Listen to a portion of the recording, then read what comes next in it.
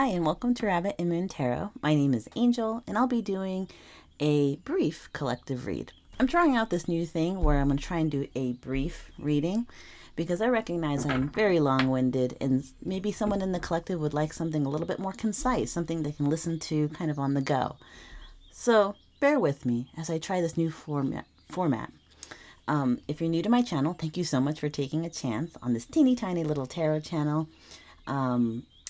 I do have a little bit of a tarot intro, nothing too intense. I'll put a little chapter marker here, so if you want to go right on into the reading, you absolutely can. But if you're curious and want some food for thought, I can give you that.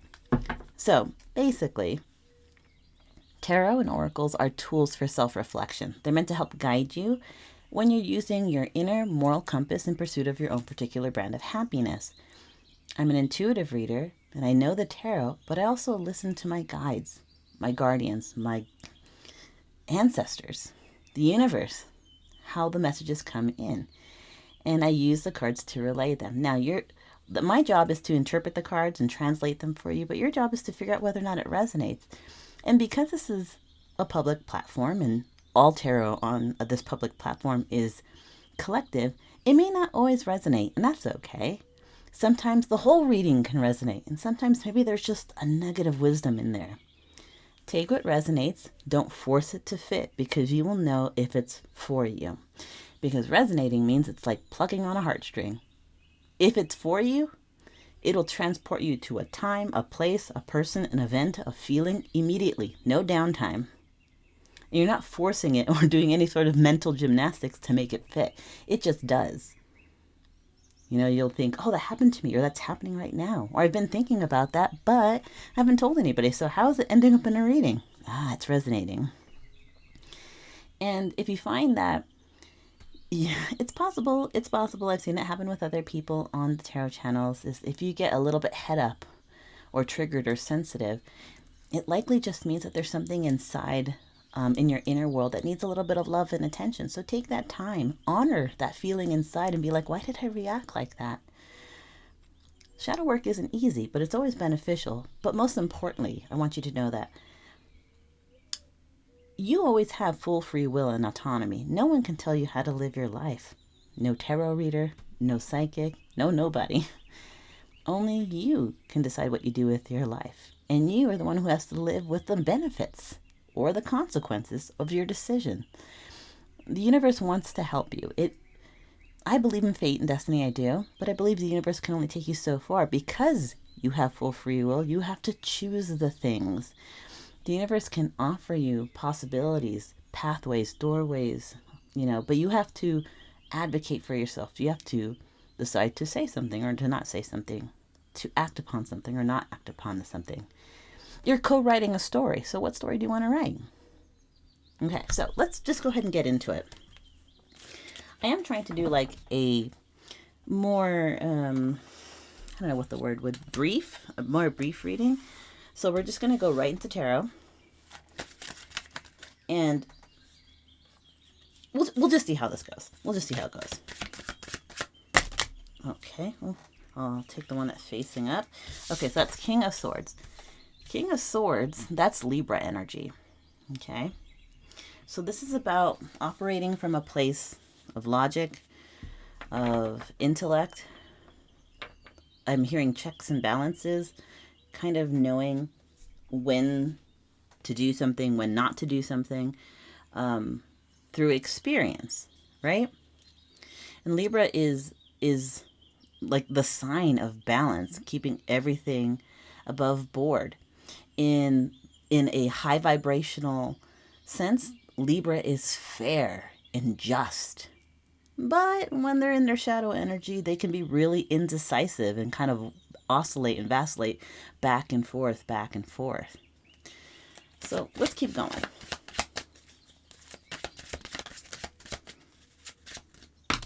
Okay, so then we have the Eight of Swords. Okay, you know what? I honestly kind of had a feeling. Eight of Swords is the energy of being sort of stuck. In a way, it's like self-isolating or self-imprisoning yourself. Sorry I said yourself so much.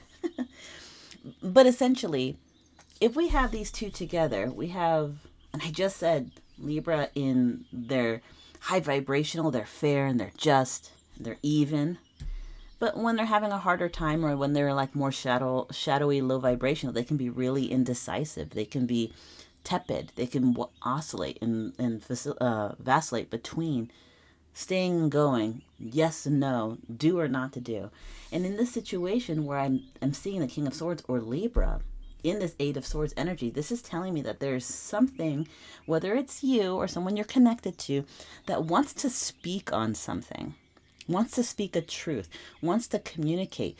But it's almost like this particular energy, you or the person you're connected to, has given themselves a gag order. Like they're not going to speak on it because they're too much in their head right now. They're too much limited by their own negative self-talk. I'm getting the feeling of someone saying something like, oh, I'm not ready, or is this the right time? Is this too soon? Am I too late? What if people react badly?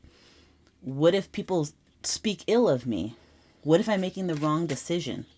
You know, that kind of thing, kind of circle thinking over and over in their head about the decision that they're making. It's like they don't trust in this egoic mind. And when I say egoic, I don't mean like ego arrogance. I mean egoic as in the way that we grow up and move through this world. We have society and media and family and culture and religion and expectations of everyone pressed upon us. And when we try to shove ourselves into these little boxes to placate everybody, it can get really heavy. That's our egoic mind trying to be worthy of all these things. And so when we get stuck like that, we can really self-doubt. So it seems like there's this Libra energy wants to be able to communicate something, but they've kind of given themselves an emotional gag order. They're not able to speak on what they want to speak. And the King of Swords is about speaking from logic and experience and no fluff, direct, a straight shooter.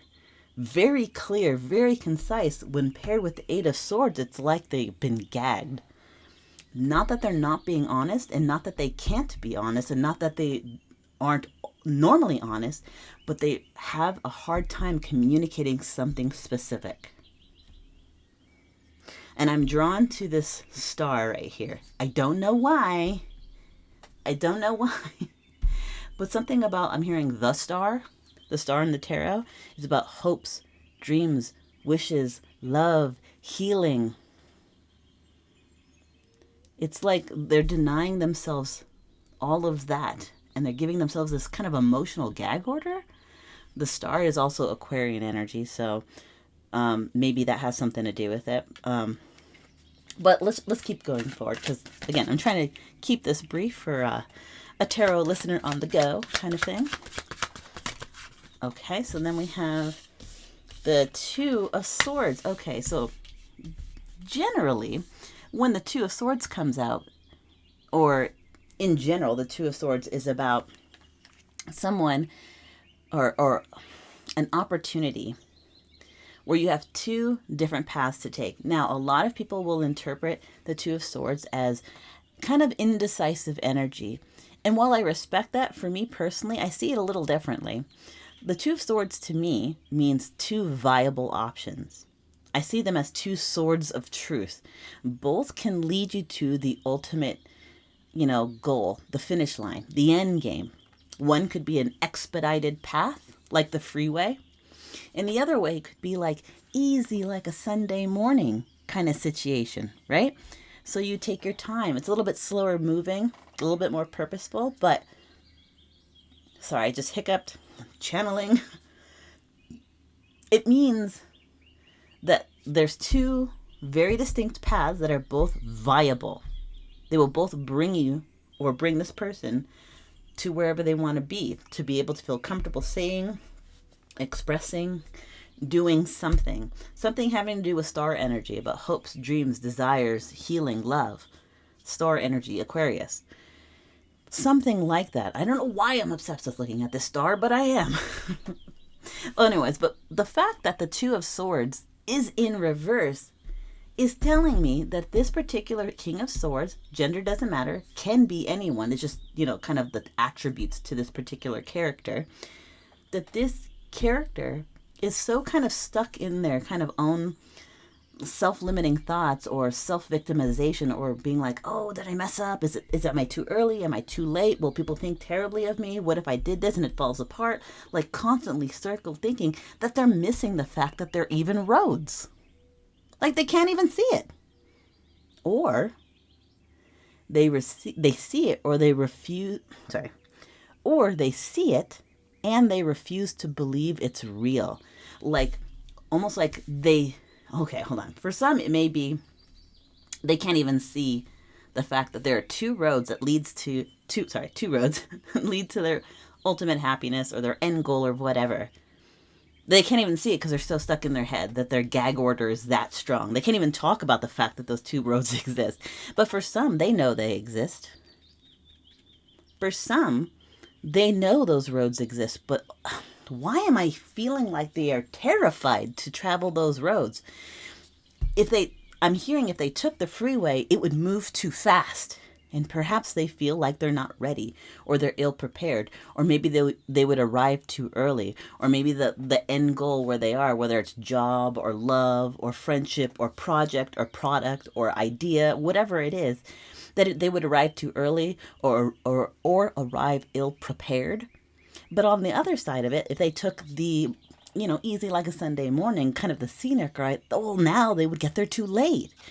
And it would take too much time. And what if the job opportunity was gone? What if the person moved on? What if that someone came up with the idea that they were trying to pitch? You know what I mean? Like, it's almost like as if they don't see it at all because they're so like focused and shut down on self-victimization or talking themselves out of speaking on and standing on business what it is that they need to say, or they do see it, but then now they're talking themselves out of actually even traveling the road because it's too scary to, oh my gosh, I'm hearing, it's too scary, the realization that what if I'm able to attain what I want? Whatever it is, job, love, opportunity, experience, the big break, whatever it is. What do I do then? I don't know. I'm feeling a lot of anxiety with this energy, so let's just keep going, okay?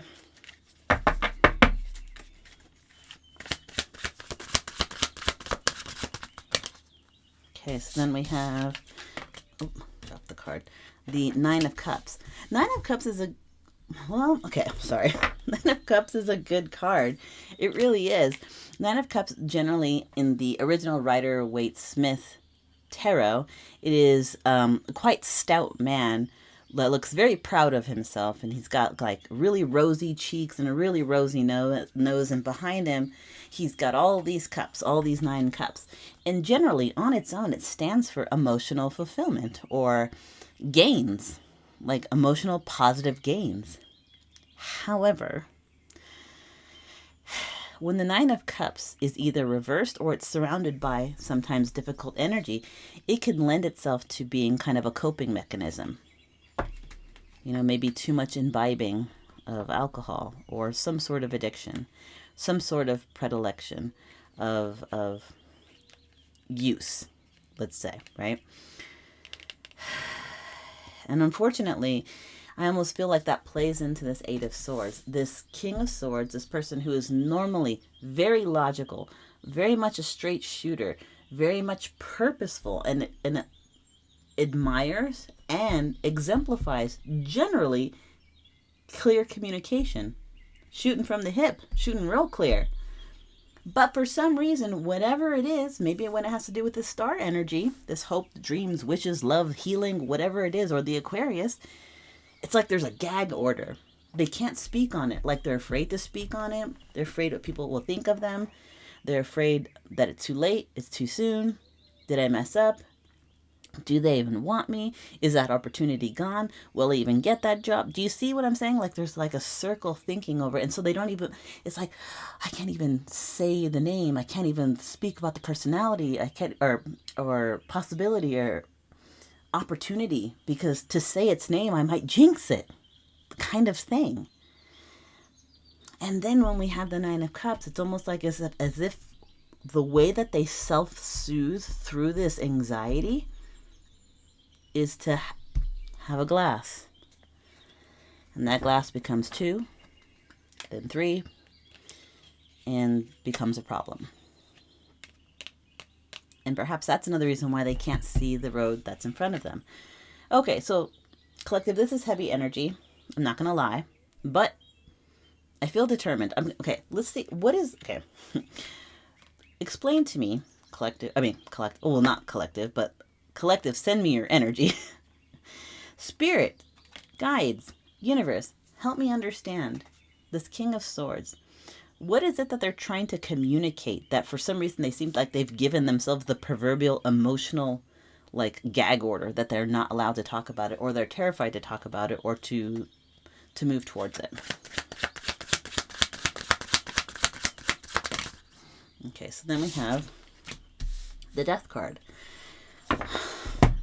Okay, so what the King of Swords or Libra is trying to do is create change, or what they want to do is create change, and not just any old change, like big change, transformational.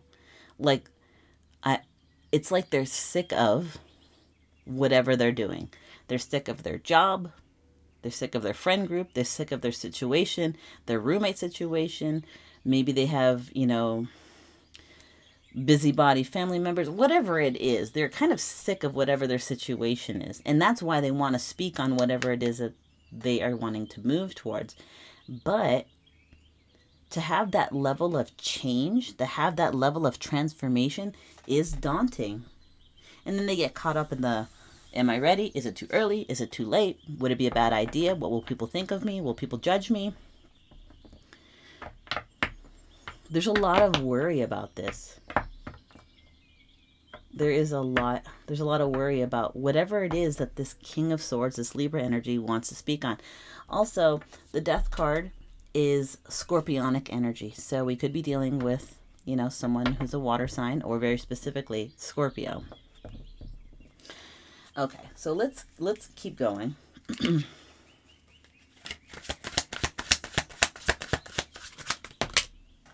No.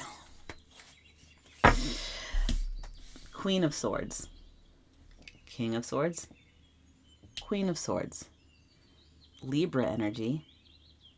Aquarius energy. Underneath the star, which is also Aquarian energy. Confirmation that this Libra, whoever they are, doesn't matter gender. It's just the characteristics of this energy.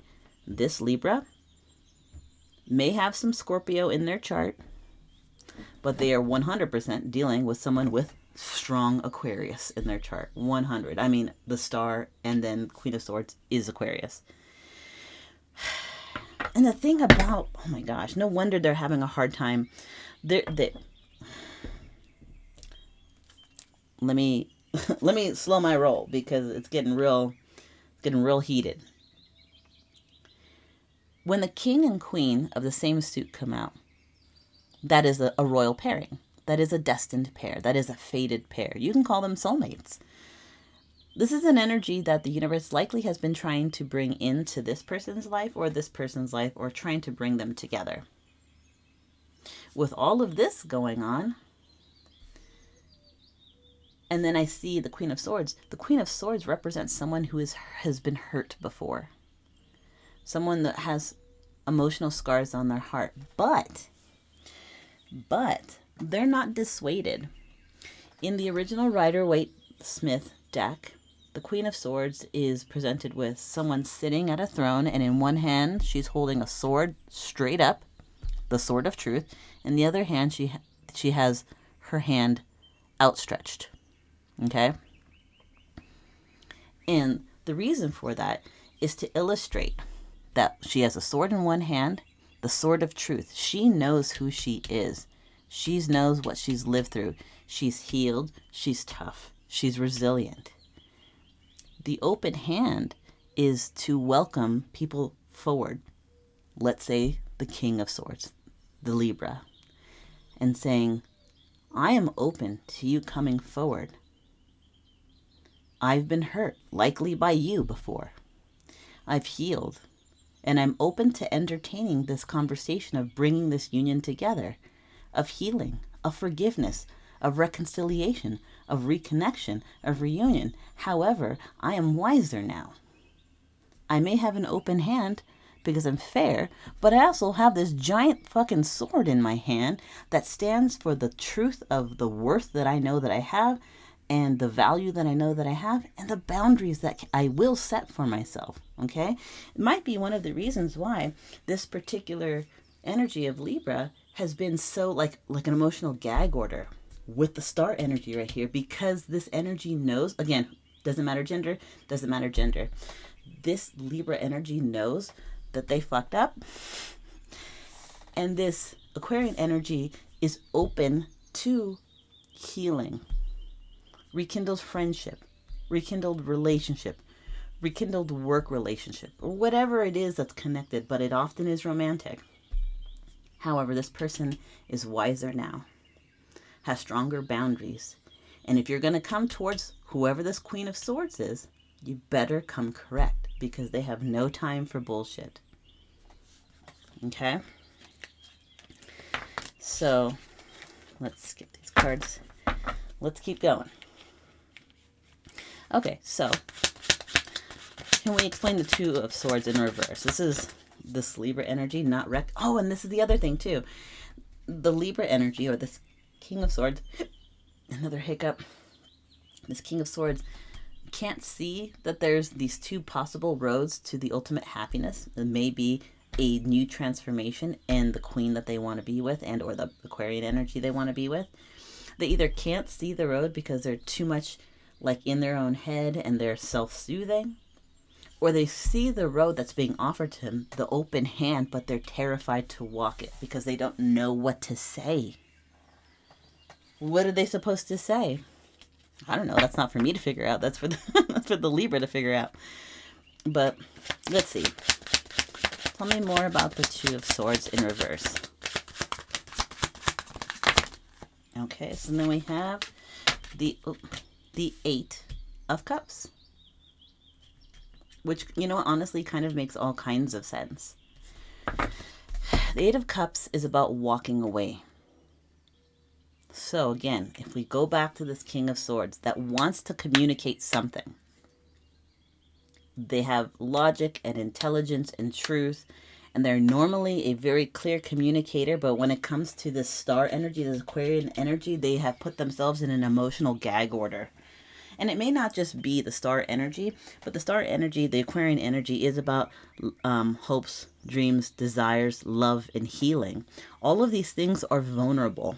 So maybe they put an emotional gag order on things that they feel vulnerable with, but more specifically about this Aquarian energy. It might be a lot of this and a little bit of everyday stuff in there. They are super focused on that. And there were two roads. There are two roads. Expedited and easy like a Sunday morning. Those two roads were offered by this Queen of Swords. They opened their hand to them. The Eight of Cups stands for walking away. Another reason why this Libra energy likely has this kind of emotional gag order on themselves, because they now recognize what was really being offered, and they walked away from it for whatever reason. I don't know why. They walked away from two very, very distinct paths to the same ultimate goal. I don't know why they walked away. Only Libra could tell you that. But I could see it. It's probably another reason why they're all in their head, because they're like, fuck. I didn't even see these roads, and by the time I recognized that the roads were there, I chose to walk away out of fear, out of anxiety, out of low self-worth, out of, bad habits, and then self-soothing. I'm just seeing the word Fuck.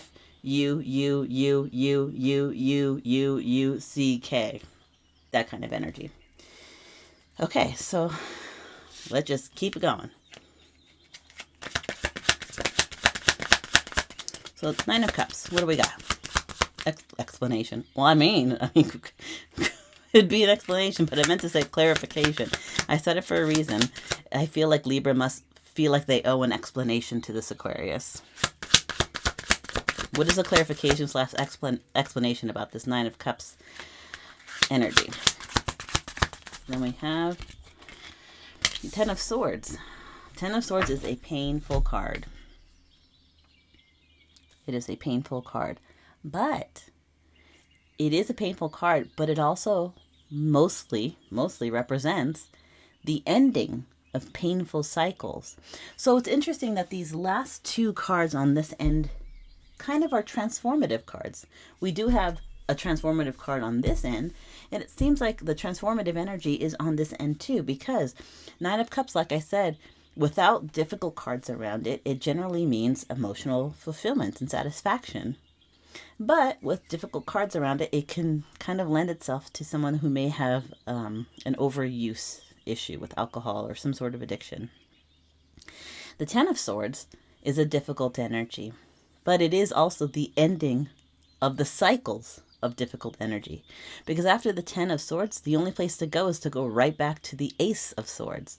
So we have addiction and then the end of painful cycles. The only place you can go after the end of painful cycles is the Ace of Swords. And the truth of the matter is, this Nine of Cups can be transmuted into emotional fulfillment and satisfaction with their Queen of Swords, provided they come correct. So, I feel like I don't want to make this too much longer because I feel like I got the basic energy here, but I do want to get some channeled messages from this Libra energy. Okay, so we have, I want you back. The Queen and King of Swords are a destined couple, a fated couple. They are connected by the red thread of fate. They are soulmates. So am I surprised that the Libra energy wants this Aquarian energy back? No, I'm not. Let's see what else we have. Let's get some more energy and channel messages from the Libra. Oh, okay. Hold on. Hiccup again. That's 3 times. I wish I had treated you better.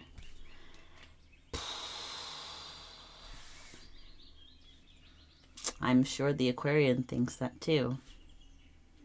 But the thing about, again, this Queen of Swords energy is that they don't hold grudges. They do expect change. They do expect healing. And they don't expect someone to come forward with the same energy expecting different results. They don't hold grudges, but they expect some work to be done because they had to go through work too. So, I mean, King of Swords, you gotta kind of do what you need to do.